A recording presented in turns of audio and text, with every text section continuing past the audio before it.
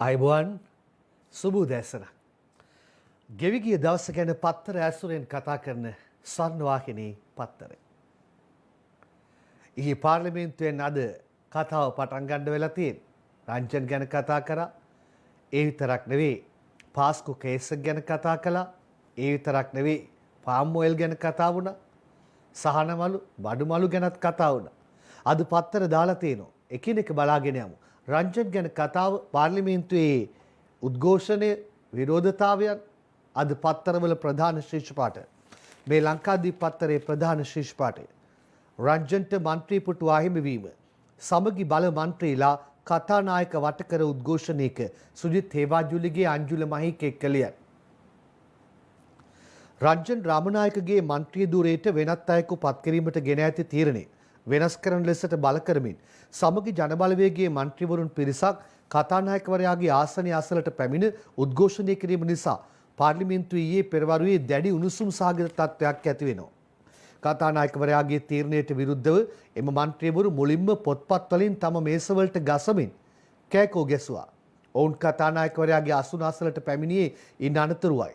කුරුණෑගල මන්ත්‍රී නලින් බණ්ඩාර කතානායක අසලට මුලින්ම දිවගෙනින් දක්නට ලැබුණා. ඔහු ඒ ස්ථානයට පැමිණ රංජන් රාමනායක ගැන කතා කිරීමට තම මන්ත්‍රීවරයාටත් අවස්ථාව දෙන්නයි කතානායකවරයාගෙන් ඉල්ලා සිටියා. එම පක්ෂයේ සසු මන්ත්‍රීවරු ඉන්පසුව කතානායක අසල වෙතට පැමිණ සිටගත්තා. මේ අවස්ථාවේ ඇමති මහින්දානන්ද අලුත්ගමගේ ඇතුළු ආණ්ඩු පක්ෂයේ මැති ඇමතුරුන් පිරිසක්ද ඒ ස්ථානයට පැමිණ විපක්ෂයේ මන්ත්‍රීවරුන්ට චෝදනා කරනු දක්නට ලැබුණා. වචන කීපයක් වමාරු වෙලා එකක් දෙකක් මේකේ දාලා තිනවා.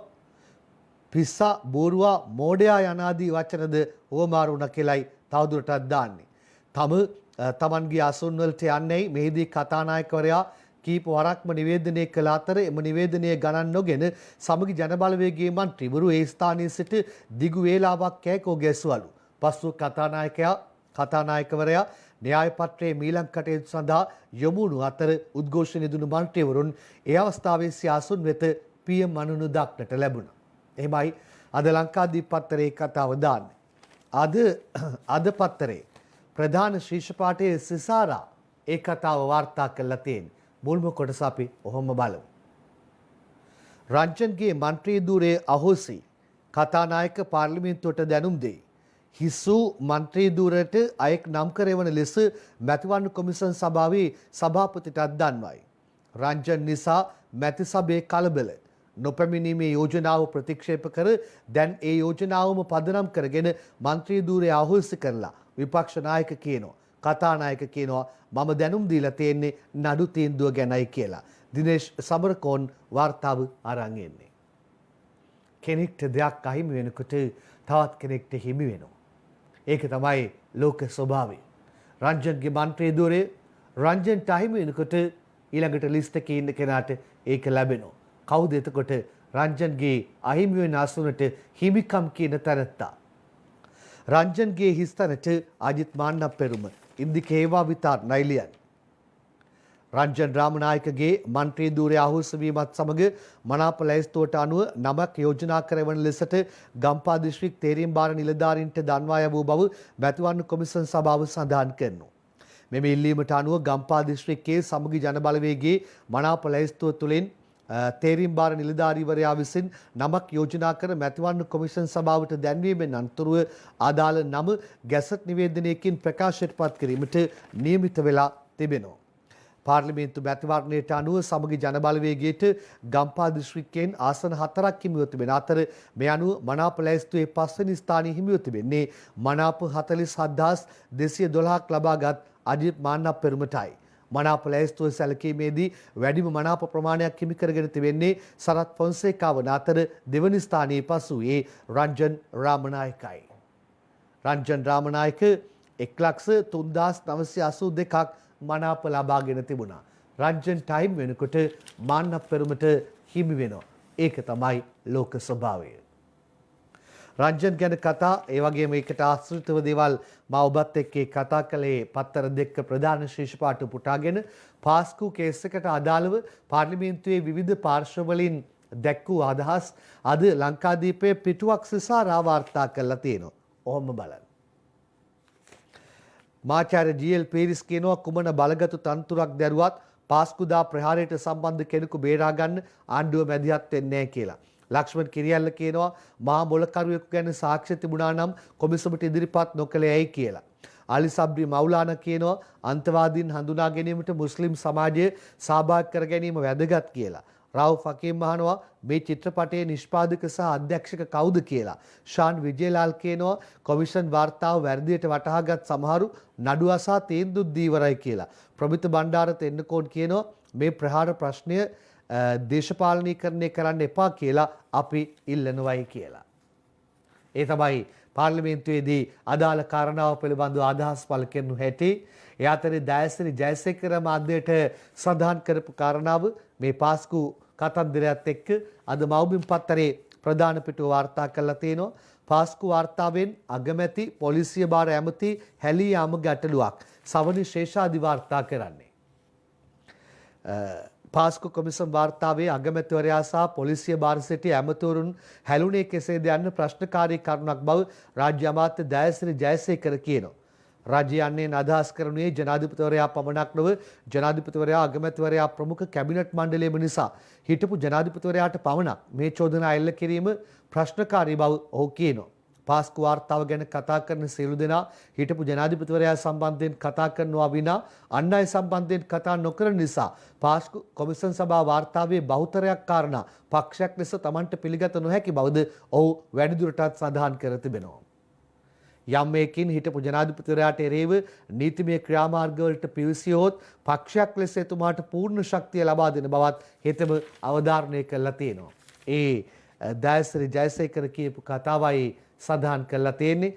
පාස්කු වාර්තාවෙන් අගමැති පොලිසිය භාර ඇමති හැලී යාම ගැටලුවක් කියලායි දයසිරි ජයසේකර සඳහන් කරන්නේ. එතකොට අර කිරියල්ල ඊයේ පාර්ලිමේන්තුවේදී ඇහුවනේ මහා මොලකරුවෙක් ගැන සාක්ෂි තිබුණා නම් කොමිසමට ඉදිරිපත් නොකළේ ඇයි කියලා. එයාගේම කතාවක් අද දිනමින පත්තරයේ දාලා තියෙනවා. මහා මොලකරුවෙකු හැදුවාදයි සැකයි. ස්වර්ණා විජේකෝන් සහ සන්ධ්‍යා කරුණාරත්නලියයි.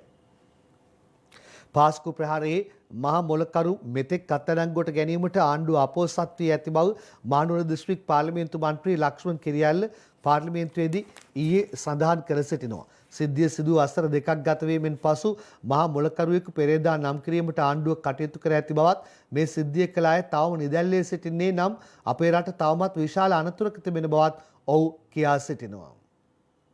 එහෙමයි අද පත්තර දාලා තියෙන්නේ. පාස්කු ප්‍රහාරයේ උදින සිට හැමෝම ඇසුවේ මහා මොලකරු කවුද කියලා. කොමිෂන් වාර්තාවෙන් මහා මොලකරුවෙක් හඳුනා ගැනීමට තරම් සාක්ෂි නොමැති බවත් ඔහු සඳහන් කිරීමක් කළා තියෙනවා. එතකොට එයා සැකපල කරන දේ අද දිනමින පත්තරේ ප්‍රධාන පිටුව දාලා තියෙනවා. හොඳයි. ඒ පාස්කු හා අදාළ සිද්ධි පාර්ලිමේන්තුවේ ගිය විදිය ප්‍රමිති ආයතනය ගැනත් ඊයේ පාර්ලිමේන්තුවේ කතා වුණා. බුද්ධික පතරණගේ කතාව මා උපුටා ගන්න සූදානම් අද දිවයිනෙන්. ප්‍රමිති ආයතනයේ වාර්ෂික වාර්තා වසර 4කින් පාර්ලිමේන්තුවට එවා නැහැ. අකිත පෙරේරා රනිල් ධර්මසේනෙක් කලියයි. ශ්‍රී ලංකා ප්‍රමිති ආයතනයේ වාර්ෂික වාර්තා වසර 4කින් පාර්ලිමේන්තුවට ඉදිරිපත් කර නැති බැවින් එකී වාර්ෂික වාර්තා කඩිනමින් ගෙන්වා ගැනීමට කටයුතු කරන්නයි විපක්ෂ මන්ත්‍රී බුද්ධික පතරණ කතානායකවරයාගෙන් පාර්ලිමේන්තුවේදී ඊයේ විශේෂ ඉල්ලීමක් කළා. ඒ බුද්ධික කරපු ඉල්ලීම දැන් ඊළඟට පාම් ඔයිල් ගැන ඊයේ කතා වුණු කාරණාව පාර්ලිමේන්තුවේදී ආපු ප්‍රශ්න දීපු උත්තර පත්තරෙන් ගන්න සූදානම් වෙන්නේ. කුමාර වෙල්ගම මොනවද ඇහුවේ? ඇමති බන්දුල මොනවද දුන්නේ? මෙන්න ඒ ප්‍රශ්නේ සහ උත්තරේ දෙකම එකට.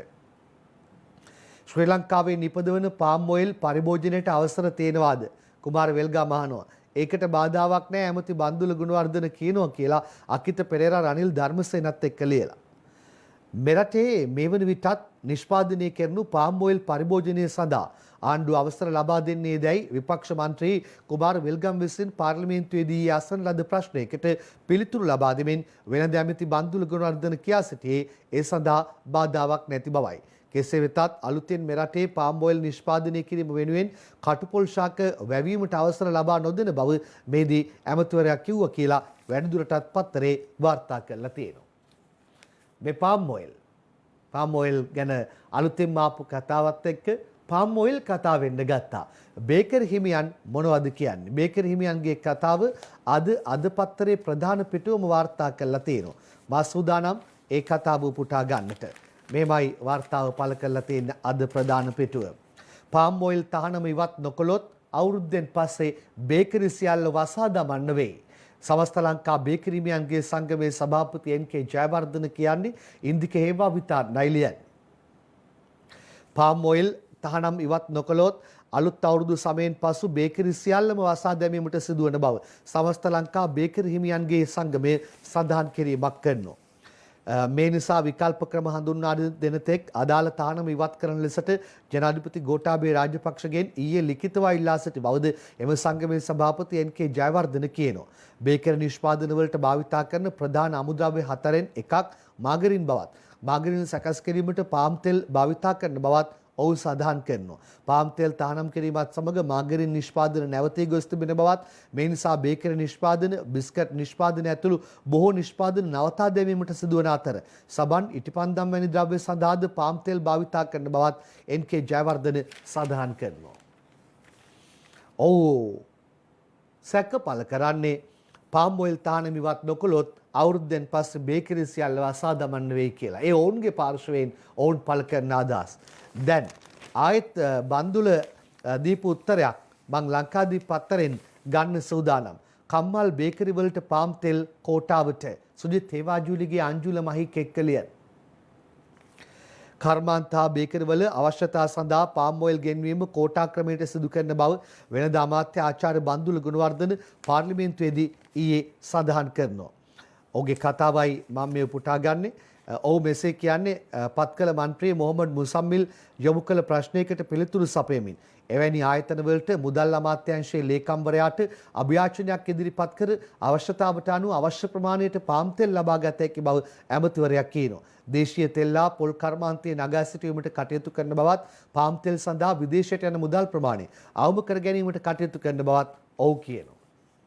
ඔන්න බේකරි හිමියන්ට උත්තරයක් කම්හල් බේකරි වලට පාම් තෙල් කෝටාවට කියලා බන්දුල පාර්ලිමේන්තුවේදී කිව්වා කියලා පත්තරේ වාර්තා කරනවා. හරි, ඒ පාම් ඔයිල් ගැන කතාව. ඊට පස්සේ සහන මල්ල කොහොමද හොඳට ලැබෙනවද? සෑහීමකට ඔබපත් වෙනවද?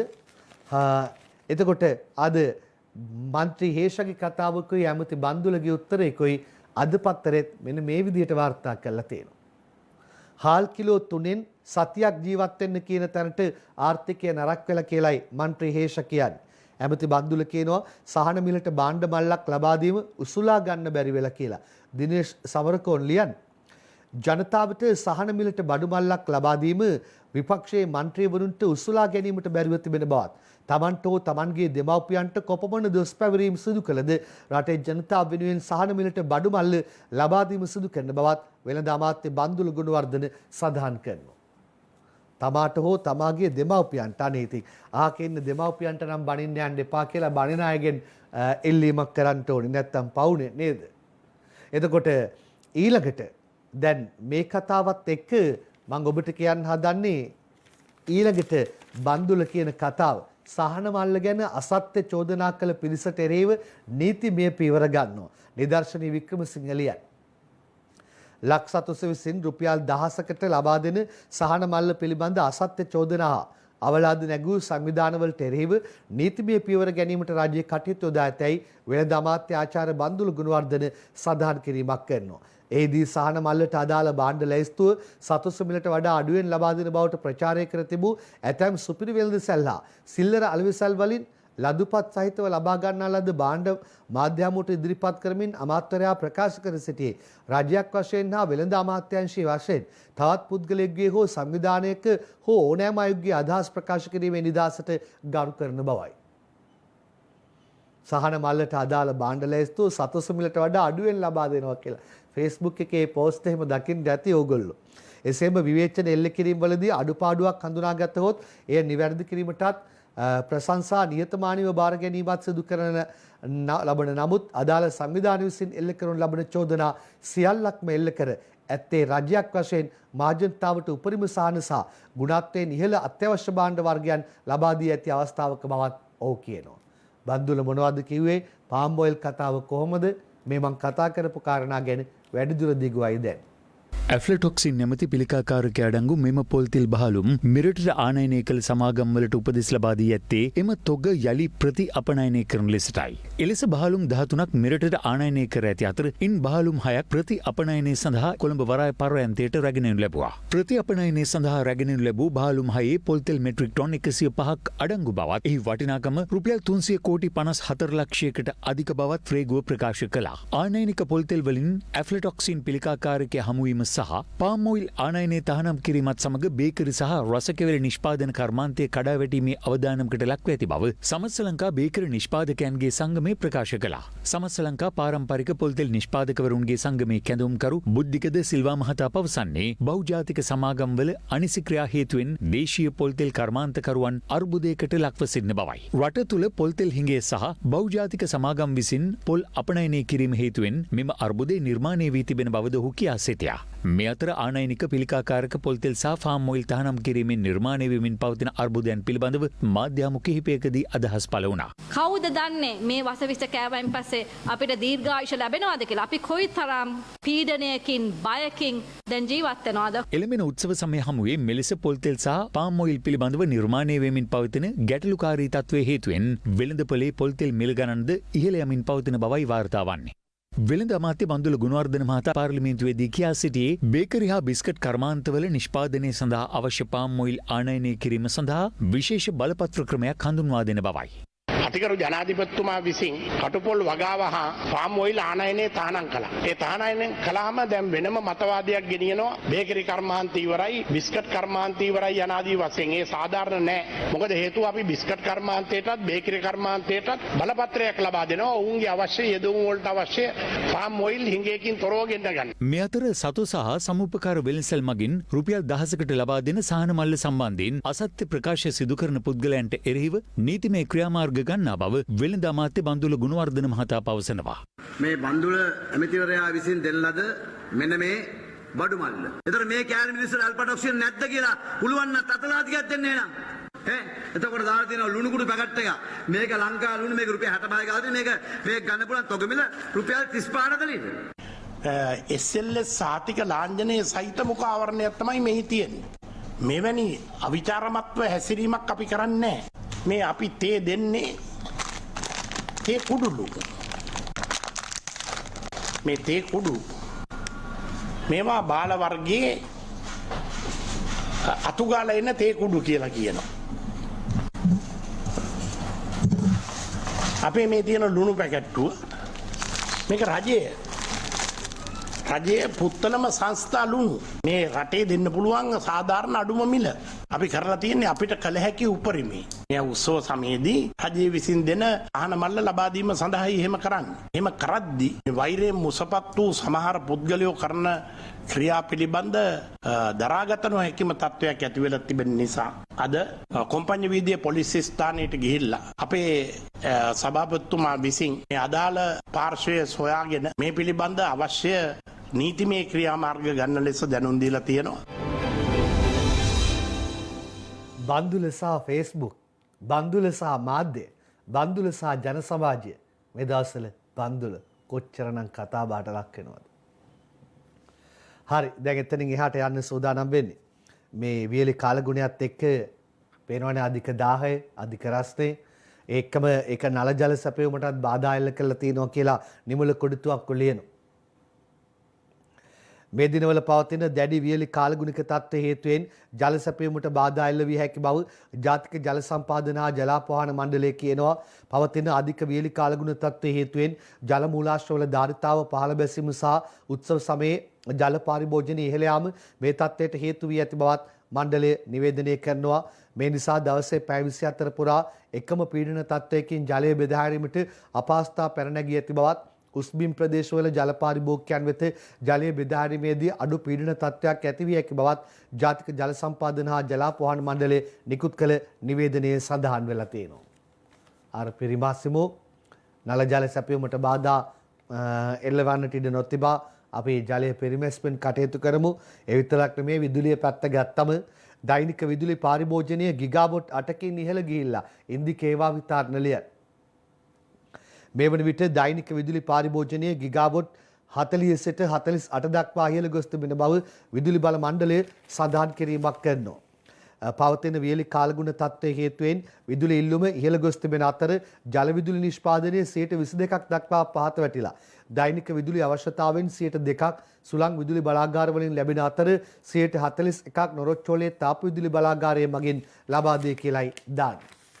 පරිස්සමෙන් ජලය ඒ වගේම විදුලිය පිළිබඳව කාරණා මේ වියලි කාලගුණයත් එක්ක ආයෙ මතුවෙන්න ගන්නවා. යමු අපි ඊළඟට ස්පුට්නික් ගැන කතා කරන්නට. කීප ගමම මතක් වෙන්නේ කොහෙද කියලා දන්නවනේ. ස්පුට්නික් නාමයත් එක්ක මතක් වෙන රට අද ඊයේකින් දන්නේ නෙවෙයි. ඔය නාමත් එක්ක රුසියාවේ මතක් වෙන්නේ.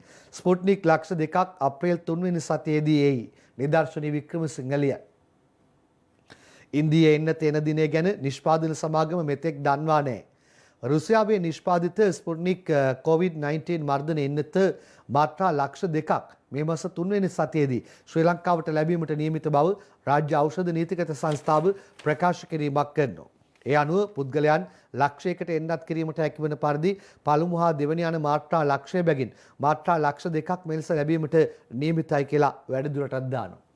ඔව් එන්නත් එනකොට ආවම ගාණක් ඒක හරියට දෙකට බෙදලා කණ්ඩායමකට දෙන්න. එහෙම නැතුව යම් මේකෙන් ඔක්කොටම දීලා ඊළඟ එකට දෙන්න තියෙන වකවානුවේදී ඊළඟ එන්නත් ඔග ආවේ නැති වුණොත් අර දීපු අයටත් මාත්‍රාව දෙවෙනි වර දෙන්න බැරි වෙනවා. ඒ නිසා කළමනාකරණය කරගන්න හරියට ලක්ෂ 2ක් එනවා. ලක්ෂයකට දීලා දෙවන මාත්‍රාව දෙන්න තියාගන්නවා කියලා වගේ හැඟීමක් මෙතනින් එන්නේ. ඒක තමයි වෙන්නට ඕනි. මොකද කණ්ඩායමක් කරගත්තම ඒ අයව අවසන් කරලා සිටීම වැදගත් වෙනවා. දැන් ඊළඟට පළමු මාත්‍රාව ඇස්ට්‍රාසෙනිකා එකේ ගත්ත අයගේ දෙවන මාත්‍රාවේ දිනවක්වානු ලං වෙනවා තියෙනවා කියලා කියනවා. තියෙනවා නම් හොඳයි. ඒ වගේම තවදුරටත් ඒ වගේ එන්වා ගැනීම කටයුතු ගැන කතා කරන්න. දැන් මේ රුසියාවේ ස්පුට්නික් ගැන කතා කරාම වාර්තාවක් තිබුණා ලංකාදීපේ ඒ උපුටා ගන්නවා. රුසියෙන් එන්නත ලබාගත් ආජන්ටිනා ජනපතිට කොරෝනා. ආජන්ටිනා ජනාධිපතිවරයා COVID-19 ආසාදිතයෙක් බව තහවුරු වී තිබෙනවා. ජනාධිපතිවරයා මෙසේ ආසාදිතයෙකු වී ඇත්තේ රුසියාවේ ස්පුට්නික් 5 ප්‍රතිශක්තිකරණ එන්නත ලබා ගැනීමෙන් පසුවයි. 62 වෙනිදි ජනාධිපතිවරයාට ස්පුට්නික් 5 එන්නත ලබාගෙන ඇත්තේ මීට මාස 2කට පෙරයි. රුසියාවෙන් මිලදීගත් අදාළ එන්නත ආජන්ටිනා වැසියන්ට බෙදා දීමට සැරසෙද්දී එන්නත පළමුවෙන් ලබා ගත්තේ මේ ජනාධිපතිවරයායි. ඒ එන්නත ලබා ගන්නයි ජනතාව උනන්දු කරමින්. දැන් මෙතනදී අපි එකක් ඉගෙන ගන්න ඕනි. ඒ තමයි සමහරු හිතනවා එන්නත ගත්ත ගමන් සමහරු පළවෙනි මාත්‍රාව ගත්ත ගමන් හිතනවා දැන් හරි දැන් ගොඩ කියලා. ඊට පස්සේ පොඩ්ඩක් පරිස්සම් වීම අඩු වෙනවා. එහෙම වෙන්න එපා. මේ ඒ රටේ ජනාධිපතිවරයා ආජන්ටිනා ජනාධිපතිවරයා එයා අනිත් අය උනන්දු කරන්න පළමු වරට ගත්තා. හැබැයි මාස 2කට පස්සේ එයාට කොරෝනා ආසාදනය වෙලා තියෙනවා. පේනව නේද? ඊට පස්සේ ඇස්ට්‍රාසෙනිකා දරුවන්ට අත්හදා බැලීම් නවත්තයි කියලා තවත් වාර්තාවක්. ඔක්ස්ෆර්ඩ් ඇස්ට්‍රාසෙනිකා එන්නත අවුරුදු 18ට අඩු දරුවන්ට ලබා දෙමින් එන්නත දරුවන්ට සුදුසු දැයි සෙවීමට කළ සායනික අත්හදා බැලීම් වහා නැවැත්වීමට ඔක්ස්ෆර්ඩ් විශ්වවිද්‍යාලය ඊයේ තීරණය කරනවා. ඔක්ස්ෆර්ඩ් විශ්වවිද්‍යාලයේ වෛද්‍ය පරීක්ෂකයන් මෙසේ තීරණය කළේ එන්නත ලබා ගැනීමෙන් පසු රුධිර කැටි ඇතිවීමේ බියක් හටගෙන ඇති බැවින් සහ ඒ සම්බන්ධයෙන් පුළුල් විමර්ශනයක් පැවැත්වෙන බැවින් කියලා දාලා තියෙනවා. ළමයින්ම මේ අත්හදා බැලීම් වලට ගන්න යන නරකයි නේ කොයි රටේ වුණත්. ඇස්ට්‍රාසෙනිකා එන්නත නිපදවුවේද ඔක්ස්ෆර්ඩ් විශ්වවිද්‍යාලයේ වෛද්‍ය පරීක්ෂකයන් මැදිහත් වීමෙන් විද්‍යාඥයන් එන්නත නිපදවීම කළේ ඇස්ට්‍රාසෙනිකා ඖෂධ සමාගම සමග හවුලේ කියලා තවදුරටත් දාලා තියෙනවා. ඒ අතරේ කැනඩාවේ 3 වෙනි රැල්ල ඇවිල්ලා තියෙනවා අර ඉන්දියාවේ වගේ. කැනඩාවේ 3 වෙනි කොරෝනා රැල්ල බිහිසුණුයි අගමැති ජස්ටින් ට්‍රූඩෝ කියන්නේ. සෞඛ්‍ය බලධාරීන්ට අනුව කැනඩාව මේ වන විට 3 වෙනි කොරෝනා රැල්ලට මුහුණ පාමින් සිටින බවත් එම 3 වෙනි රැල්ල බිහිසුණු බවත් අග්‍රාමාත්‍ය ජස්ටින් ට්‍රූඩෝ කියනවා. කැනඩා අග්‍රාමාත්‍යරයා මෙහිම කියන්නේ ඔටෝවා නුවර මාධ්‍ය හමුවකට එක් වෙමින්. මෙතන දානවා මේ වන විට කැනඩාවේ රෝහල් සායවායේ දැඩි සත්කාර ඒකක පිරී යෑමට පටන්ගෙන ඇතැයි අග්‍රාමාත්‍යරයා පැහැදිලි කරනවා කියලා. සෙල්ලන්නේ ඉන්දියාවේ 3 වෙනි රැල්ල ගහන ගැහිල්ලත් පේනව නේද? ලක්ෂයක් එක දවසකට ආසාදිතයන් PCR හරි ඇන්ටිජන් හරි කොච්චර කරන්න ඕනේද දවසකට නේද? ආසාදිතයෝ ලක්ෂයක් හඳුනා ගන්නවා කියලා කියන්නේ ඒ ලක්ෂයේ ඉන්දියාවෙන් එන්න කලින් වාර්තා වුණේ ඇමරිකාවෙන්. වැඩි කියන්නේ ඔගොල්ලෝ දන්නවද? ආයෙත් ඒක වාර්තා කරලා තියෙනවා. ඉන්දියාවේ දෛනික කොරෝනා ආසාදිතයන් යලිත් ලක්ෂය පණි. ඉන්දියාවේ දෛනික කොරෝනා ආසාදිතයන් ඊයේ යලිත් වරක් ලක්ෂය පසු කරනවා. ගත වූ පැය 24 ඇතුළත ඉන්දියාවෙන් වාර්තා වූ ආසාදිතයන් සංඛ්‍යාව 1,15,736ක්. මේ ඊයේ වෙන විට වාර්තාව තියෙන පත්තරේ මුද්‍රණයට ලක්වන අවස්ථාව වෙන විට හිතන්නකෝ 1,15,000ක් කියලා කිව්වම එක දවසට. එතකොට අපේ තත්ත්වය අපි ගොඩක් දුරට දැන් පාලනය කරමින් ඉන්නවා. හමුදාපතිවරයා කරපු ප්‍රකාශය අද දිනමින දාලා තියෙනවා. දෛනික ආසාදිතයන් හමුවීම 200ට අඩුයි. ජනතා සහාය අත්‍යවශ්‍යයි. භක්ති ධර්මප්‍රිය නුවන් කොඩිකාර එක්ක මේක ලියලා තියෙනවා. ශ්‍රී ලංකාවෙන් දෛනිකව වාර්තා වන කොරෝනා රෝගීන් සංඛ්‍යාව 200ට වඩා අඩු වී ඇති බව යුද හමුදාපති ජෙනරාල් ශවේන්ද්‍ර සිල්වා සඳහන් කරනවා. කොරෝනා මර්ධන සෞඛ්‍යාංශ ගෙන යන වැඩසටහනට ජනතාව දෙන සහාය නිසා එම තත්ත්වය ඇති වී තිබෙන බවත් යුද හමුදාපතිවරයා කියනවා. එළවෙන උත්සව සමයේ COVID-19 වෛරස් ව්‍යාප්තිය පාලනය අවම කර ගැනීම සඳහා නිසි පරිදි සෞඛ්‍ය මාර්ගෝපදේශ පිළිපදින්නේයි ඔහු සඳහන් කරනවා. දැන් අභියෝගයක් තියෙනවා අවුරුදු කටේ. ඒකත් එක්ක පරිස්සම කියන කාරණාව ගොඩක් තියාගෙන ඉමු හොඳේ. මෙන්න අන්තවාදී සංවිධාන වලට තානම වැටෙන හැටි අද දිනමින පත්තරේ ප්‍රධාන පිටුවෙන් මම ගත්තේ මේක. අන්තවාදී මුස්ලිම් සංවිධාන 11ක් තහනම් භක්ති ධර්මප්‍රිය මහින්ද අලුත් ගෙදර එක්ක ලියන. ශ්‍රී ලංකාව තුළ අන්තවාදී ක්‍රියාකාරකම් වලට සම්බන්ධ සිලෝන් තෞහිද් ජමාත් ඇතුළු සංවිධාන 11ක් තහනම් කිරීමට නීතිපති දප්පුල දිලිවේරා අනුමැතිය දී තිබෙනවා. එක්සත් තෞහිද් ජමාත්, සිලෝන් තෞහිද් ජමාත්, ශ්‍රී ලංකා තෞහිද් ජමාත්, සමස්ත ලංකා තෞහිද් ජමාත්, ජමීතුල් අන්සාරි සුන්නතුල් මොහමදියා, දාරුල් අදර් ජමුයිල් අදර්, ශ්‍රී ලංකා ඉස්ලාමීය ශිෂ්‍ය සංගමය, ජමියා IS සංවිධානය, අලිඩ් කයිඩා සංවිධානය, අල් කයිඩද නේ ඇතුළු සංවිධාන කීපයක් නම් දාලා තියෙනවා. අන්තවාදී මුස්ලිම් සංවිධාන 11ක් තානම් කියලයි මේකේ දාලා තියෙන්නේ. කතන්දරේ සංවිධානවල නම් එක්කම දාලා තියෙනවා. කොහොමත් බෙදුම්වාදය, අන්තවාදයේ විදේශ රටවල් වල පතුරු වහරින සංවිධානත් මෙහි ඒවත් එක්ක ඒකාබද්ධ වෙන්න උත්සාහ දරන පාර්ශවයන් ඉන්නවා නම් ඒ සංවිධානය මෙහි උත්සාහ දරන කණ්ඩායමුණු ඔක්කොම තානම් කළා. නියපොත්තෙන් කඩන්න පුළුවන් දේ නියපොත්තෙන්ම කඩලා දාමු. පොරවෙන් ගහනකම් ඉන්න තැනට අපි තියාගන්න නැතුව දන්නවනේ අපි බැට කාලනේ තියෙන්නේ. මේ වෙන එකක් හොඳේ. CIDA විශ්‍රාමික දක්ෂයන් යලි සේවයට කියලා භක්ති ධර්මප්‍රිය ලියනවා.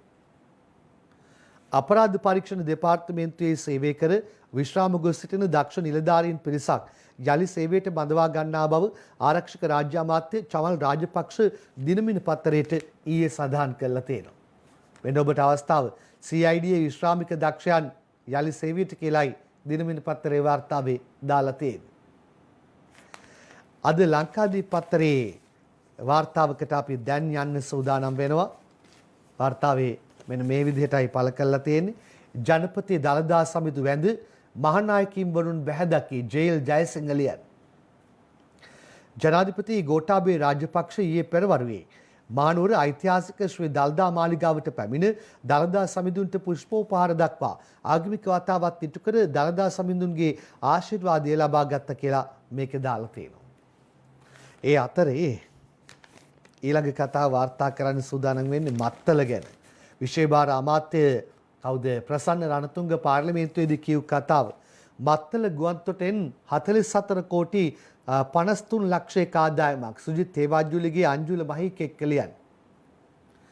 මත්තල ජාත්‍යන්තර ගුවන්තොටුපොළ විවෘත කළ දින සිට පසුගිය වසරේ නොවැම්බර් 20 දක්වා රුපියල් 44 කෝටි 53 ලක්ෂ 19656ක ආදායමක් උපයාගෙන ඇතැයි සංචාරක අමාත්‍ය ප්‍රසන්න රණතුංග පාර්ලිමේන්තුවේදී සඳහන් කරනවා. මත්තල ඉතින් මොනතරම් කතාබහට ලක් වෙච්ච තැනක්ද නේද? එක කාලයක් වානුවක මත්තල ඊළඟට ගුවන්තොටුපොළක් හදලා ගුවන් යානයක් කියන එක ප්‍රවෘත්තියක් බවට පත් වුණා. මත්තල හදලා මුල් කාලයක් වානේ ඔයගලන්ට මතක ඇතිනේ. පත්තර වාර්තා කරනවා මත්තලට ගුවන් යානයක් පැමිණේ. ඉතින් ගුවන්තොටුපොළක් හැදුවම ඒකනේ එකක්. ඊළඟට ඊට පස්සේ ආපු ආණ්ඩුකාරය ඇත්තු මත්තල මේ ගුවන්තොටුපොළ වී ගබඩා කරන්න දාපු හැටි ඊළඟට ඔයගලන්ට මතක ඇති. ඊට පස්සේ අර ඒකේ තිබුණු තාක්ෂණ පද්ධතියටත් ගැටලු සාගර තත්ත්වයකට ඇවිල්ලා. එතකොට ඒක ගුවන්තොටුපළක් වී ගබඩක් කරන්න ගත්ත තීන්දුවක්. ඒවා ඔක්කොම මතක් කරන්න ගත්තා මත්තල ගැන මතකයේ අවදි කරාට පස්සේ.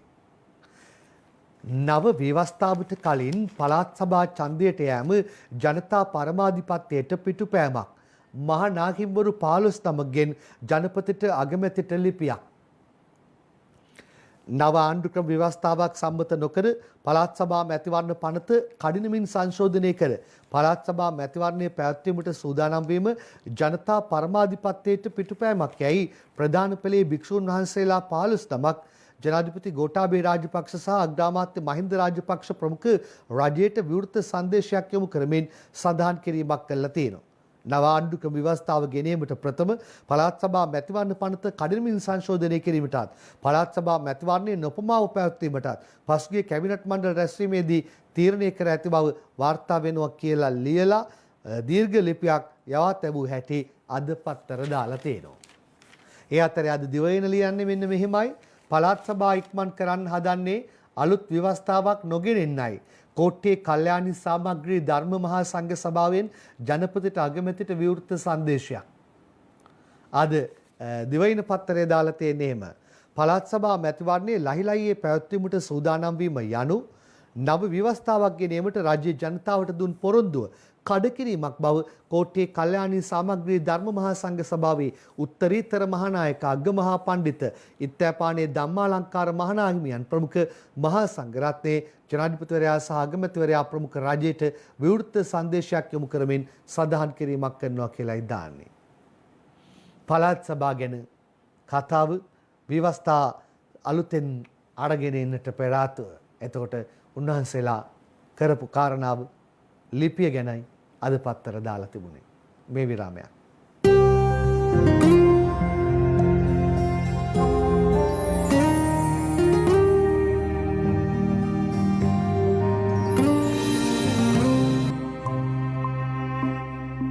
දිවයින පත්තරේ ප්‍රධාන ශීර්ෂ පාඨය බලන්නේ දැන්. දන්නවද මොකක්ද අද දිවයින පත්තරේ ප්‍රධාන ශීර්ෂ පාඨය කියලා? වරාය ඇතුළට විශේෂ ඔත්තු සේවයක් සමන් ගමගේ එළියන්නේ. කොළඹ වරාය පරිශ්‍රයේ ත්‍රිවිධ හමුදා සහ පොලිස් නිලධාරීන්ගෙන් සැදුම්ලත් රාජ්‍ය බුද්ධි සේවයේ විශේෂ ඒකකයක් ස්ථාපිත කිරීමට රාජ්‍ය පියවර ගෙන තිබෙනවා. දැන්ටමත් එම නිලධාරීන් වරාය පරිශ්‍රයේ මෙහෙයුම් ආරම්භ කරලා ඔවුන්ගේ රාජකාරී කටයුතු පවත්වාගෙන යාම සඳහා අවශ්‍ය ගොඩනැගිල්ලක් ඉදි කිරීම මේ දිනවල කඩිනමින් සිදුවෙන් තිබෙන බව වරාය සභාපති ජෙනරාල් දයා රත්නායක සඳහන් කළා. කාලාන්තරයක සිට වරාය පරිශ්‍රයේ සිදුවන දූෂණ, අක්‍රමිකතා සහ ඇතැම් පාතාල ක්‍රියාකාරකම් මෙන්ම විවිධ අකටයුතුකම් වලට තිත තැබීමේ අරමුණින් මෙසේ රාජ්‍ය බුද්ධි සේවයේ නිලධාරීන් ඉදිවීමට කටයුතු කළ බව රජය කියනවා. රාජ්‍ය බුද්ධි සේවයේ ඒකකයක් කොළඹ වරාය පරිශ්‍රයේ පිහිට වූ ඉතිහාසයේ පළමු අවස්ථාව මෙයයි. මේ තමයිලු ඉතිහාසයේ පළමු වතාව මේ ඒකකයක් එහි පිහිටවපු. මොකද දන්නේ? එතකොට හරි. ඒ කියන්නේ කාරණාව සඳහන් කරලා තියෙනවනේ හේතුත් එක්කම. ඊළඟට 13යි 14යි පරණ අවුරුද්දයි අලුත් අවුරුද්දයි කෙලින් ඉමුද අපි? කෙලින් ඉමුනේ. අප්‍රේල් 13 14 සුරාසල් වසයි රංජන් කස්තුරි ලියන්නේ. අලුත් අවුරුදු උත්සවය නිමිත්තෙන් අප්‍රේල් මාස 13 14 දෙදින මත්පැන්හල් වසා තැබෙන බව ශ්‍රී ලංකා සුරාබදු දෙපාර්තමේන්තුව සඳහන් කිරීමක් කළා තියෙනවා. මේකේ ඒ පිළිබඳව වාර්තාවයි දාලා තියෙන්නේ. මේක එක්කම කියනවා සුරා අපරාධ මත්ද්‍රව්‍ය අපරාධ සහ දුම්කොළ අපරාධ සම්බන්ධ පැමිණිලි 19යි 13 දුරකථන අංකය ඔස්සේ සුරාබදු මෙහෙයුම් මැදිරියට දැන්විය හැකි බවත් දෙපාර්තමේන්තුව සඳහන් කරලා තියෙනවා. අප්‍රේල් 13 14 සුරාසැල් වසයි අපි පරණ අවුරුද්දයි අලුත් අවුරුද්දයි පවුල ඈත් එක්ක සමගි සම්පන්නව හොඳින් නෙමු කෙලෙන් යමු. හැබැයි එදා වැනෙන්න ගත්තොත් ඒ කියන්නේ 12 ගෙනල්ලා ගබඩා කරගෙන. අපි වෙන කතාවකට මේ යන්න හදන්නේ. ඔයගොල්ලෝ දන්නවා ඩයලොග් මනුස්සත්කාරය. මේ මෙහෙයුම වෙනුවෙන් පත්තරේ කරන අනාවරණය. ඔබ දන්නවද මෙන්න මේ වගේ අවස්ථාවනුත් මේ වගේ ස්ථානත් අපේ තියෙනවා කියලා. මේ වගේ දුෂ්කරතාවයන් සහිතව ජීවන ගමන අරගෙන යන පිරිස් අපාතරේ ඉන්නවා කියලා. අවබෝධයක් ඔබට ඇති. මේ යන්න සූදානම් වෙන්නේ කඳු මුදුනක සුළං මුහුණතක පිහිටි ගම්මානයකටයි. සබරගමු පළාතේ උසම තැනක පිහිටි ගම්මානේ. බලන්න එතන තියෙන අවට වටපිටාවේ සුන්දරත්වය, ඒ වගේම ජන ජීවිතයේ දුෂ්කරතාවය.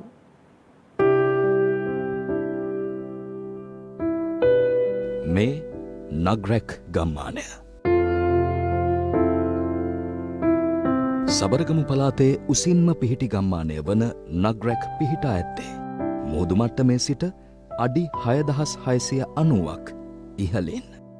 කඳු මුදුනක සුළං මුහුණතක පිහිටි මේ ගම්මානයට ප්‍රවේශ වීමට ඇත්තේ ඉතා දුෂ්කර මාර්ගයක්.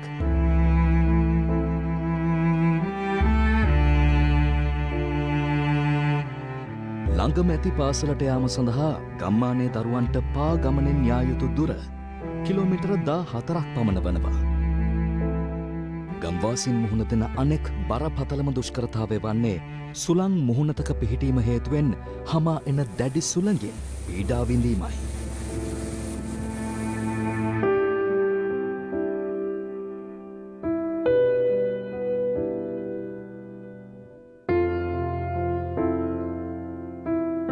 සුළං පීඩාවෙන් නිවාස ආරක්ෂා කර ගැනීමට කලකට පෙර ඉදිකර තිබූ මෙම තාපය කැඩී ගොස් මේ වන විට සැලකිය යුතු කාලයක් ගත වෙලා. තාපය නොමැතිකමින් වේගයෙන් හමායන තද සුළඟින් තමන්ට සිදුවන පීඩාවන් මෙන්ම ඉන් තම නිවාසවලට සිදුවන හානි පිළිබඳවද ගම්වාසීන් සිටින්නේ දැඩි කනස්සල්ලකින්.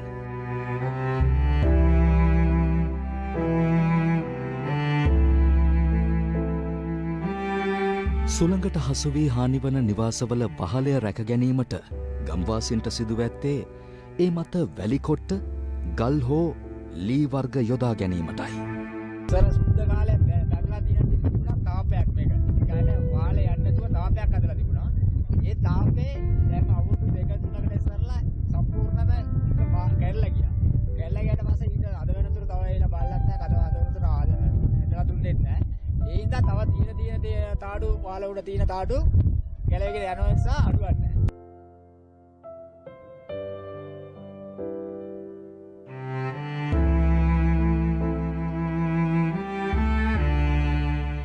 වසරේ මාස 6කට වැඩි කාලයක් මෙම ප්‍රදේශය හරහා තද සුළං හමා යෑම මේ තත්ත්වය තව තවත් බරපතල වීමට හේතුවක්.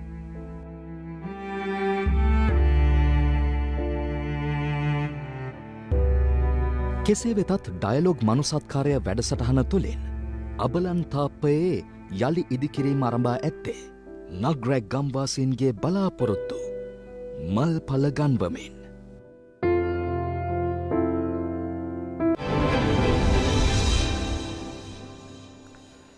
එවැනි දුෂ්කර ජීවිත ඔබ දැන හඳුනා ගැනීම කොයි තරන්නම් වටිනවද. මේ දැනුවත් කිරීම මේ අනාවරණය ඩයලොග් මනුස්සත්කාර මෙහෙයම වෙනුවෙනුයි. හොඳයි අපි ඊළඟට අනිත් සටහන් වලට අවධානය යොමු කරන්න සූදානම් වෙනවා. මම මේ දෙමාපියන්ගේ වැඩිහිටියන්ගේ අවධානය සඳහා කතා සටහන් දෙකක් උපුටා ගත්තා. යාළුකම වැඩිකමට යාළුවාටත් කෙල්ලෙක් සෙට් කරලා 4 දෙනාම ගියක් ඇතුලේ දඹුල්ලේ කාංචනලියන්. වයස අවුරුදු 15ක උපකාරක පන්ති යන සිසුවියන් දෙදෙනෙකු වයස අවුරුදු 19 හා 20 තරුණයන් දෙදෙනෙකු සමග දිවුලපිටිය ප්‍රදේශයේ අවුරුදු සමරන්නට ගොස් දින ගණනාවක් එක කාමරයක ළඟුම් ගෙන සිටියේදී සොයා ගැනීමට හැකි වූ බව දඹුල්ල පොලිසිය කියනවා. මේ පාසල් දැරියන් දෙදෙනා මිතුරියන් ලෙස කලක් තිස්සේ එකට පාසල් ගිය අය බවත් මේ දෙදෙනා එකම දිනේ උපකාරක පන්ති ගිය අවස්ථාවේදී අතුරුදන් වූ බව මව්පියන් දඹුල්ල පොලිසියට පැමිණිල්ලක් ඉදිරිපත් කර තිබෙනවා. මේ පැමිණිල්ල ඉදිරිපත් කර ඇති මව්වරුන් කියා ඇත්තේ තම දියණියන් කාලයක් තිස්සේ ඉතා සමීප ඇසුරු කරමින් මිතුරියන්සේ අධ්‍යාපනය ලබන බවත් කිසිදු ආකාරයකින් පෙම් සබඳතාවක් හටගෙන නොමැති බවත් එසේ සිදුවන්නේ නම් ඔවුන් මව්පියන්ට ප්‍රකාශ කරන බවද මව්පියන් ළමා හා කාන්තා කාර්යාංශයට ප්‍රකාශ ලබා දෙමින් පැවසූ බවයි පොලිසිය කියන්නේ. නිවසට ගොස් මෙම සිසුයන්ගේ පාසල් පොත් බෑග් සහ පාඩම් කරන මේස ඉතා සූක්ෂම ලෙස පරීක්ෂාවට ලක් කළ දඹුල්ල පොලිසියේ ළමා හා කාන්තා කාර්යාංශයේ ස්ථානාධිපතිනිය යම් යම් හෝඩුවාවන් රැසක් සිය උකුස්සු ඇසට හසු කරගෙන සටහන් පොතේ තබාගෙන නැවත පොලිස් ස්ථානයට පැමිණ තමන් සොයාගත් තොරතුරු සහ විවිධ සටහන් පිළිබඳ මූලස්ථාන පොලිස් පරීක්ෂකට දැනුම් දීලා ඒ අනුව ජංගම දුරකථන අංකයක් කරා ලබාගත් තොරතුරු රැසක් උපයෝගී කරගෙන ඉතා සූක්ෂම ලෙස තරුණයෙකු පිළිබඳ තොරතුරක් හෙළවී ඇති අතර ජංගම දුරකථන අංකයක් කරා මෙම තරුණයන් සම්බන්ධ කර ගැනීමට පොලිස් පරීක්ෂකාවට එතරම් කාලයක් ගත නොවූ බවත් එක් තරුණයෙකු පොලිස් පරීක්ෂිකා සමග දුරකථනයෙන් කතාබහ කරන්නට වූයේ පොලිසියෙන් බව නොදැන බවත් පොලිසිය සඳහන් කරනවා. ඔහුගෙන් සූක්ෂම ලෙස ප්‍රශ්න කිරීම්වලදී හෙළි වී ඇති දඹුල්ලේ තරුණ පාසල් සිසුවියන් දෙදෙනෙකු ඔවුන් ළඟ සිටින බවත් ඒ අනුව පොලිස් පරීක්ෂකවරයා සහ තවත් නිලධාරණියන් කණ්ඩායමක් මේ පිරිස් නැවතී සිටි බවකි ප්‍රදේශයට පිටත් කර හැර තිබෙනවා. ටිකක් දිගුවෙන් කිව්වේ දෙමාපියනි සමහරලාට ඔබ නොදැනුවත් වෙන්නට පුළුවන්. ඒ නිසා දරුවා පිළිබඳව දැනුවත් වෙලා ආයෙ දැනුවත් වෙලා ආයෙත් දැනුවත් වෙන්න. ඔබටයි මේ මතක් කිරීම. ඊළඟට මූණු පොතෙන් යාළු වී නිට්ටඹු දැරිය දඹානට ගෙන ගිහින් දූෂණය කළයි ආදිවාසී තරුණයා රිමාන් නිමන්ති රණසිංහ වාරණ ජයකුඩිත් එක්ක ලියලා තියෙනවා. නිට්ටඹුවේ පදිංචි වයස අවුරුදු 16ක බාලවයස්කාර දැරියක මූණු පොතෙන් හඳුනාගෙන ඇති කරගත් පෙම් සම්බන්ධතාවයකින් පසුව ඇය රවටා දඹානට රැගෙන ගොස් ස්ත්‍රී දූෂණයක් කළයි නිට්ටඹුව පොලිසිය විසින් අත්අඩංගුවට ගනු ලැබූ ආදිවාසී තරුණයෙකු ලබන 20 වෙනිදා තෙක් රක්ෂිත බන්ධනාගාරගත කරන ලෙස අත්තනගල්ල වැඩබලන මහේස්ත්‍රාත් ජයසේකර රණසිංහ ඊයේ නියෝග කර තිබෙනවා. මූණු පොතෙන් යාළු වී නිට්ටඹු දැරිය දඹානට ගෙන ගිහින් ඊළඟ කතාව මේ අර සල්ලි වලට විදින අය මේ දවස්වල ක්‍රියාත්මක වෙලා තියෙන උත්සව සමයේ දැන් අපි දැක්කා හෝටලයකට ඇවිල්ලා එක්කෙනෙක් කරපු වැඩක් CCTV දර්ශනය ඇසුරෙන් ගිය සතිය අපි පෙන්නුවා දවස් කිහිපයකට පෙර ආතුව.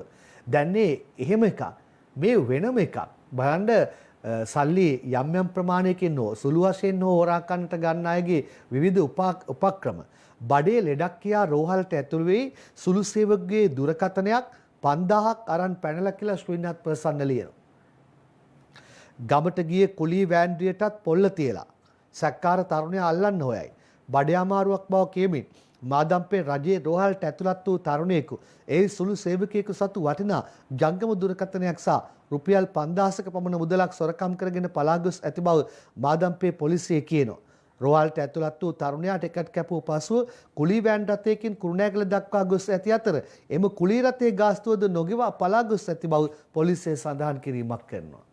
මාර බණ්ඩක් එතනින් ගිහිල්ලා ඒකටත් ඉඳලා වාහනේටත් පොල්ල තියලා ගානටත් මෙයාව හොයාගෙන මෙයාගේ බඩේ අමාරු හොඳ කරාන ගොඩක් වටිනවා. ඊළඟට අපි ක්‍රිකට් ගැන කතා කරන්න හදන්නේ. අද මේ ක්‍රිකට් ගැන පත්තර වාර්තා කරලා තියෙනවා. කෝප් කේස් එකත් එක්ක අද ලංකාදීපේ දාලා තියෙන මොකක්ද දන්නවද? ක්‍රිකට් ක්‍රීඩාව කඩා වැටුනේ පරිපාලනයේ වරදින්. ක්‍රිකට් ආයතනයේ කෝප් කමිටුවේ දැඩි දෝෂ දර්ශනයේට සුජිත් තේවාජුලිගේ අංජුල මහික් එක්ක ලියයි. ඉකුත් 2018 වර්ෂයේදී පැවති ශ්‍රී ලංකා දකුණු අප්‍රිකා ක්‍රිකට් සංචාරයේ අනුග්‍රාහක අයිතිය වෙනුවෙන් ශ්‍රී ලංකා ක්‍රිකට් ආයතනයට ලැබිය යුතු රුපියල් කෝටි 3ක මුදලක් අය කර නොගැනීම පිළිබඳ පොදු ව්‍යාපාර පාර්ලිමේන්තු කාරක සභාවේ දැඩි දෝෂ දර්ශනයට ලක් වෙලා තිබෙනවා. හරිද? මම ඒකේ වැඩිදුර දිගට යන්නම්. අද මව්බිම් ප්‍රධාන පිටුව දාලා තියෙන්නේ ක්‍රිකට් සල්ලි කෝටි ගාණක් පිටරට ගිණුමකට යවලා ජේ.ටී. ඩි සිල්වා අනුරාධා හේරත් එක්ක තබන සටහනයි මේ. ශ්‍රී ලංකා ක්‍රිකට් ආයතනයේ 2017 සහ 2018 මූල්‍ය වර්ෂ සඳහා විගණකාධිපති වාර්තාවට අනුව අවස්ථා 3කදී ක්‍රිකට් ආයතනයේ සතු රුපියල් මිලියන 174ක මුදලක් සම්බන්ධයෙන් පොදු ව්‍යාපාර පිළිබඳ කාරක සභාවේ දැඩි අවධානයට ලක් වෙලා තිබෙනවා කියලායි කියන්නේ. යන්නේ කෝප් කේස් එක ඇදුන අවස්ථාවට චන්දික හතුරුසිංහගේ කොන්තරත්තුව නියමාකාරයෙන් නිමා කරලා ගානම ගෙව්වා නම් කීයක් යනවද? මිලියන 100ක් යනවා.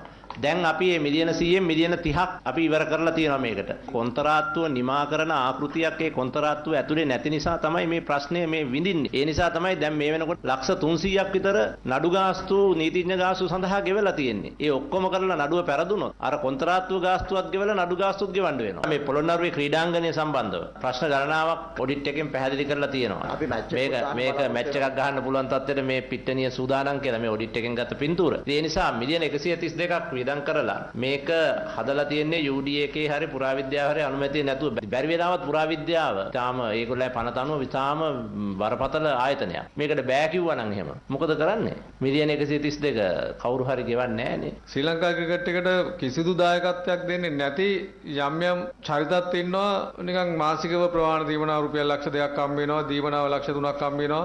එහෙම ලක්ෂ 5 6 හම්බ වෙනවා ඉන්නවා. මම දන්නේ ඇයි ඒගොල්ලන්ට එහෙම දෙන්නේ සහ මොකද්ද ඒගොල්ලන්ගේ කන්ට්‍රිබියුෂන් එක කියලා. මම මේ කියපු මිනිත් එකේ නැත්තම් කපා හරින ලද මුදල් ගණන් කෙරුවාම මිලියන 88ක් කපා හැරලා තියෙනවා. මේ එකින් එක වෙන වෙනම අපි අරගෙන බලනවා මොනවටද මේවා පාවිච්චි වුනේ කියලා.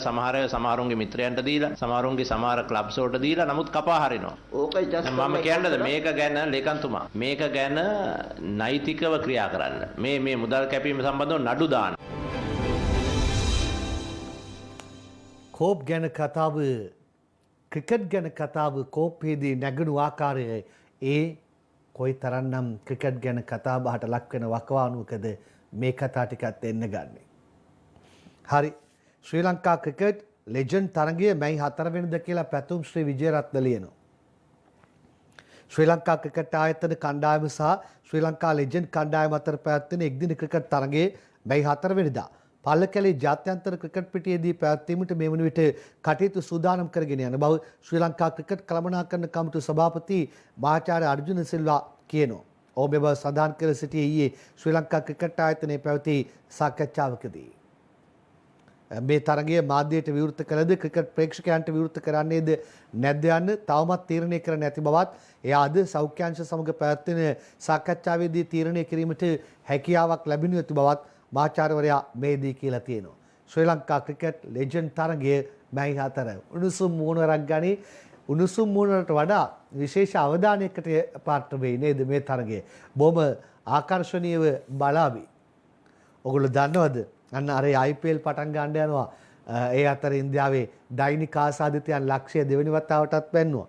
IPL ආරම්භයට දින 2යි තුන්වෙනි ක්‍රීඩකයාටත් කොරෝනා. IPL තරගාවලිය ආරම්භ වීමට දින 2ක් තිබියදී රොයල් චැලෙන්ජර්ස් බැංගලෝර පිලේ තුන්නිරියව් ක්‍රීඩකයා ඩැනියල් සෑම්ස්ට කොරෝනා වෛරසය ආසාදනය වී ඇතැයි තහවුරු වෙලා තියෙනවා. දිල්ලි කැපිටල්ස් දඟපන්දු යවන ක්‍රීඩක අක්ෂය පටේල් සහ කල්කටා නයිට් රයිඩර්ස් කණ්ඩායමේ රානාට පසුව IPL ජෛව සුරක්ෂිත බුබුලු තුල සිටින ක්‍රීඩකයන් අතුරින් කොරෝනා වෛරසය ආසාදනය වූ තුන්වැන්නා ඩැනියල් සෑම්ස්. කොරෝනා IPL වලටත් බලපෑම් කරමින් සිටින අවස්ථාවයි මේ විරාමයක්.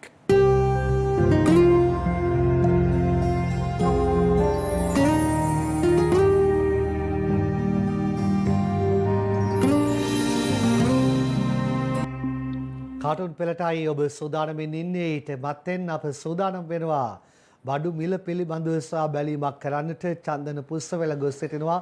ආයුබෝවන් සුබෝදෑසනක්. චන්දන කොහෙද ඉන්නේ? ඔය ආයුබෝවන් රංගන සුබෝදෑසනක්. අපි පොඩ්ඩක් ආවා පිටකොටුව පැත්තට. දැන් අවුරුද්ද උදා වෙන තවත් සතියක් වගේ කාලයක් තියෙන. ඉතින් ඒ නිසා දැන් මේ දවස්වල සහල් මිල ගැන කතා කරනවා. ඒ වගේම තමයි එළවලු පළතුරු කුකුළු මස් ගැන කතා කරනවා. අපි ඉස්සෙල්ලම බලමු සහල් මිල ගැන කොහොමද කියලා. අපි වෙනදත් මේ වෙළඳ මහත්තයා ගාවට එනවා. ඉතින් වෙළඳ මහත්තයා සුබ උදෑසන. පොඩ්ඩක් එන්න හාල් ගැන පොඩ්ඩක් කතා කරමු. මට බැලු බැලමෙන් නම් රංගන හාල් තියෙනවා. හාල් විවිධ වර්ගයේ හාල් අපට හඳුනා ගන්න පුළුවන් හාල් තියෙනවා. ඉතින් බැලු බැලමට හාල් තියෙනවා. අපි වෙළඳ මහත්මගෙන් අහලා බලමු හාල් ඇත්තටම තියෙනවද කොහොමද මිල ගණන් කියලා. පොඩ්ඩක් එන්න ඔබතුමා වෙළඳාම් කටයුතු කරන අතරතුර තමයි පොඩ්ඩක් කියනකෝ ඇත්තටම හාල් වල මිල ගණන් ටික ඉස්සෙල්ලා. හාල් කීරි සම්බා තියෙනවා 175යි. සුදු කැකුළු තියෙනවා 96යි 98යි. මේ සම්බා තියෙනවා 125යි. මේ රතු කැකුළු තියෙනවා 96යි 93යි. ඒ වගේ හාල් ඕන තරම් තියෙනවා. මිල වැඩි. වී මිල නිසා මෝල් කරෙන් આવොත් වී මිල වැඩි කියලා කියනවා. මේ මිල වැඩි නිසා හාල් මිල වැඩි. දැන් ඔබතුමා ඔය ගානට හාල් දෙන්නේ කිලෝ කීයක් ගන්න ඕනද? අපි සාමාන්‍ය මිටි 200යි 300යි 100ක් 50ක් එහෙම ගන්නවා මෝල් වලින් අරගෙන අපි මෙතන අලෙවි කරනවා මේ සිල්ලර කඩකාරයන්ට. ඒගොල්ලන් ගිහලා විකුණනවා රුපියල් 10ක් 15ක් තියලා විකුණනවා. ඒගොල්ලන් shopping bag එකේම දාලා දෙන්න එපා.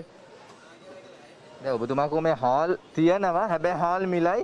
දැන් මේ කොච්චර කලින්ද මේ හාල් මිල වෙලා තියෙන්නේ? දැන් මාස කිහිපයක්. ජනවාරි මාසේ ඉඳලා හාල් මිල වැඩි.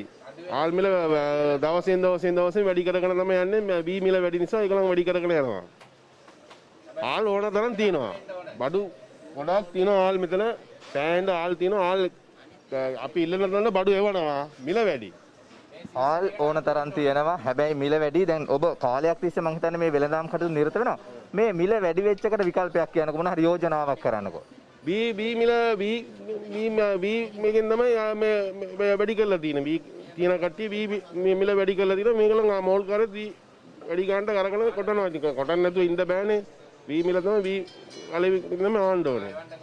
මේ වෙළඳ පහත කියන විදිහට වී මිල වැඩි ඒ නිසා සහල් මිල වැඩි අපි මේ වෙළඳ පහත කියපු කතාව බලදායන්ට යොමු කරන ගමන් රංගන දැන් උත්සව සමයනේ අල තියෙනවා ලුණු තියෙනවා දැන් පහුගිය කාලේ මේ රට ලුණු කිලෝවක් රුපියල් 100ට වඩා වැඩිනවා රුපියල් 200ක් වගේ මිලකට ගියා මුදලාලි මහත්තයා ඉන්නවා මේ පොඩ්ඩක් අල ලුණු ගැන පොඩ්ඩක් කතා කරන පොඩ්ඩක් එන්න සුබෝදෑසනක් ඔබතුමාට කොහමද මේ අල ලුණු මිල ගැන අල දැන් ලුණු ඇවිල්ලා අද 65 70 වෙනකන් යනවා ඉන්දියන් එක මේ ලංකාවේ තියෙනවා 130යි 20යි මේ පාකිස්තාන වල තියෙනවා 75යි 80යි මේ ඉන්දියන් වල තියෙනවා 85යි එමෙ යන්නේ ඔව් ලොකු ලුණු ගැන පහුගිය කාලේ කතා කරා දැන් රුපියල් 65යි 70යි කිලෝවක් එහෙම තමයි මිල උච්චාවචනය වෙනවා දැන් මේ දවස්වල ලුණු මිල පහළ බහැලා ලුණු මිල වැඩි වෙච්ච දවස්වලත් අපි කතා කරා ඉතින් රංගන දැන් මේ ස්ථානයේ තියෙන්නේ සහල් අල ලුණු වගේ දේවල් අපි මීට පොඩ්ඩකට කලින් ගියා මේ කුකුළු මස් මිල ගිහිල්ලා කියලා කතාවක් කිව්වනේ ඇත්තටම ඊය හවසත් කුකුළු මස් මේ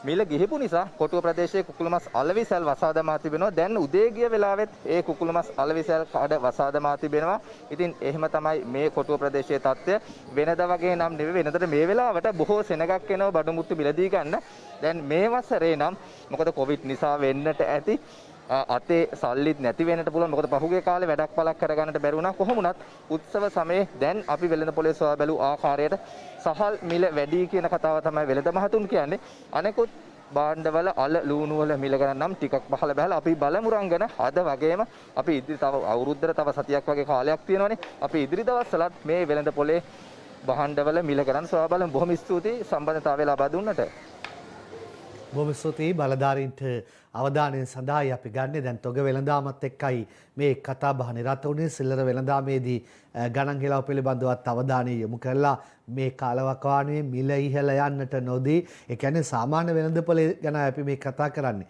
ඒ ගැන අවධානය තියාගන්න කාටුන් පෙළට යන්න ඕනේ මේ දින මින පත්තරේ දිල්රූගේ ශ්‍රීපද කවි ආද මුලින්ම ලෝක සෞඛ්‍ය වෙනුවෙන් නම් කළ දවසයියේ සුව සම්පත පිරිහි යන දේවල් ඇත එක යායේ වළක්වන්න හැකිදේ දැක ඉවතට හැරෙනා න්‍යායේ නුසුදුසු තැන් හරි ගස්සමු වරදින්නට බෑ ආයේ වරද්ද ගන්න බෑ කියලායි කියන්නේ හොඳ මේ ගිනිකසේ කවිය දිනමින පත්තරෙන් ඉස්සර නම් ගජරාමෙට අප අවුරුදු කෑවේ මෙදා පාර මුල් තැන දිය යුතු දේශුවතාවේ පරිස්සමෙන් වැඩ නොකොළොත් කොරෝනාවේ බෝවේ නිරෝධායනයේද කොහෙද කොහා නෑ තාමත් ආවේ කොහාගේ මිහිරි නාදය ඇහෙනවද ඇත්තටම මේ දවස්වල ලංකාදීපේ පංකජ රොයින්දගේ සරදා රංජන්ගේ ආසනයේ අජිත්‍ය අයිලෝ මහින්දානන්ද මොකද කියන්නේ සමාවක් ගැන කතා කරනවා කියලා කිව්වා දැන් මොකද්ද මහින්දානන්ද ඒ ගැන කියන්නේ ලංකාදීපේ තලංගම ජයසිංහගේ පලාමල්ල මෙන් රනිල් රාජදාසගෙන් අහනවා මොකද මේ පාරත් අලියට ඇහැ තියන්න වැඩේට ආරාධනා කරන්න දාවේ රාජදාස කියනවා අපොයි නෑස අපි කල්තියාම අලියට තිත තිබ්බනේ අලියට ඇහැ තියන්න බෑ අලියට තිත තියලා මේ දිනමිනේ අංජන ඉන්ද්‍රජිත්ගේ කාටුන් එක ඊයාපු නිවුස් එක පාස්කු ප්‍රහාරයේ මහා මොලකරු නව්ෆර් මෞලවි මෛත්‍රීපාල දුවගෙන ඇවිල්ලා සජිත්ට කියනවා අපි ගොඩ ගියා මල්ලි කියලා සජිත්ගේ අතේ තියෙන්නේ පාස්කුදා ප්‍රහාරයේ වගකීම බාර ගන්නවා කියලා සජිත් කියපු කතාව. මේ තිලකගේ තුන්වංශල කවිය. පාස්කුවේ වැටුණු ලෝහිත කඳුළු කැටි ගිනිගෙන මෙත්පල් ජනපති අසල වැටි. බක් වේවිද බලාගෙන දැන් රටම සිටි ඒ මැද දයාසිරි වැදි බන දෙසන හැටි. වෙලාව බලයි. හාල් ගැන කතා කළා විතරයි මෙන්න කතාවක්. අද ලංකාදීපේ දාසහප් වලානගේ ස්වාරිස් ගිහිල්ලා කාගේ ළඟට දර ඔටුන්නක් දාගෙන ඉන්නේ කිරුලක් පැලඳගෙන ඉන්නේ ඩඩ්ලි නේද? මේ ස්වාරිස් කියනවා ඩඩ්ලි සෑර් අන්ව පුෂ්පිකාගෙන් ගලවපු ඔටුන්න ආපහු දීලාලු. මගෙන් නම් කාටවත්ම ගලව ගන්න බැරි වුණා බං කියලායි ඩඩ්ලි කියන්නේ. මහින්දානන්දටවත් බන්දුලටවත් බැරි වුණාද ඒ කිරුල ගලවන්න. මේ දිනමිනි අංජන ඉන්ද්‍රජිත්ගේ කියලා වැඩක් නැහැ. දේශපාලකයා කියනවා ජනතාව පිටිකිරි බොද්දී එයාලා නැවුම් කිරි බොන්නේ කොහොමද කියලා බුද්ධික පතිර නහනවා. පව් එහෙනම් අපි පයින් යද්දි එයාලා වාහන වලින් යන්නේ කොහමද? ඒක කොහොමද දන්නේ නැහනේ. බෞබිමේ MD වීරරත්නගේ කාටුන් එක දැන් අගමැති කියනවා ප්‍රමිතිය ගැන දිගටම බලන්න කියලා. පුරවැසියා කියනවා සර් මේකේ බලන්න මොකේද කියලා ඇමති මණ්ඩලේ ඒකේ ප්‍රමිතිය ගැනත් බැලුවොත් ගොඩක් වටිනවා අගමැතිතුමනි. මේ මෞබිමේ MD වීරරත්නගේ කාටුන් එක. නෝනා කියනවා ෆාම් ඔයිල් ආනයනය තහනම් කරන ගැසට්ටුව කාලීන අවශ්‍යතාව මත වෙනස් වේවිලු. මහත්තයා කියනවා ඔව් ඉතින් ගැසට්නේ ගැසට් ගිය තැන ගැසට් වැටිච්ච තැන දන්නවනේ පහුගිය දවස්වල ගාපු ගැයිල්ලට. මේ ශ්‍රීකාන්තගේ ශ්‍රී දූපත දිනමිනේ පාම් තෙල් තානම හින්දා පොල් තෙල් බෝතලේ රුපියල් 1000ක් වෙයි කියලා කියන්නේ බං. එතකොට සර් පොල් තෙලුත් නොක්කෑවට මැරෙන්නේ නැති භාණ්ඩ වලට වැටෙයිද? කවුරු හරි එම ආයේ කියයිද? බජිරිම කණ්ඩ වෙයිද? දිවයිනේ චමොත් පද්මශ්‍රීගේ ශ්‍රී සමය. යාළුවෝ දෙන්න කතාව. මේ පාර අවුරුද්දට කැවුම් ගෙඩියක්වත් කන්න බයයි බං පොල් තෙල් ෂුවර් නැහෙනේ. අර සමාගම් ටික හදලා ගන්නකම් වහ චුට්ටක් කෑමට කමක් නැහැ කියලා සිද්ධිකා නෝන කිව්වේ බං. ඕකයි තත්ත්වේ. අනුරාධගේ කවිය දිවයින පත්තරේ. ලිස්ට් එක සොයා ප්‍රමිතිය වෙත ගිය කලට සිද්ධිකා නොමැත පිළිතුරු සැපයුමට එන ගෝර නාඩුව පෙරලන් හොඳ පිටට සැඟවුණු අමුත්තා වෙන්නට හැකෑයට. සිද්ධිකා හොයාගන්න නැහැ කියලා ඕන් කියන්නේ. මේ ලංකාදීපේ තලන්ගේ අනේද කියන්නේ කවිය. මින් පෙර සීනි මගඩිය ගැන නැගුණු හඬ දැන් පොල් තෙල්ය දෙන පිළිකා වලට ඉඩ බන්දුල කළොත් කෙරුවේ දොස් අහන වැඩ දුන් බඩු මල්ලටත් සමහරු අදිති ලෙඩ. බන්දුල කියනවා යාවයි එයාගේ දෙමාපියන්ටයි මොකද්ද බැන්නට කමක් නැහැ මොකද්ද කියලා. කවුරුත් දෙමාපියන්ට නම් බයින්න යන්න එපා හොඳේ. ලංකාදීපේ දාසගේ කාටුන් එක මෙන්න. සහන මල්ල ගත්ත ගේකටද කොහෙද බන්දුල ගිහිල්ලා. බන්දුලගේ ඔළුවට ගාලා තියෙන මොකෙන්ද? මුට්ටියකින් නේද? හට්ටියකින්ද මුට්ටියකින්ද දන්නේ මේ ලංකාදීපේ තලන්ගේ එතුමා කාටුන් එක. බන්දුල ඇවිත් රාජදාසට කියනවා 1000 බඩු මල්ල පවුලකට සති දෙකකට සෑහෙනවා කියලා මම කිව්වේ නෑ. එතකොට රාජදාස අහනවා එතකොට එදා 2500 මාසයක් කන්න පුළුවන් කියලා කිව්වෙත් නැද්ද කියලා අහද්දී අන්න සරමද කොහෙද රාජදාසගේ අතේ. බන්දුල නැතේ. අද පත්තරේ ජනරාණි කාටුන් එක බලන්න. රාණි කියනවා බන්දුලට අවුරුදු උත්සවයේ ලොකුම බඩා තේරීමේ තරගයේ කැපුවා. බන්දුලානෝ කොරෝනා හැදේ කියලාද? නෑ. හාල් කිලෝ 3න් සති දෙකක් කන පවුල් වල අපිට කොහෙද බඩවල්? කොහෙන්ද බඩවල් කියලා අහනවා. ගණන් හිලවුත් කියනවා කණ්ඩ ඕන විදිහේ. අවසානයේ ගන්න හදන්නේ විදුර අබේනායකගේ දවසේ පද හතරෙන්.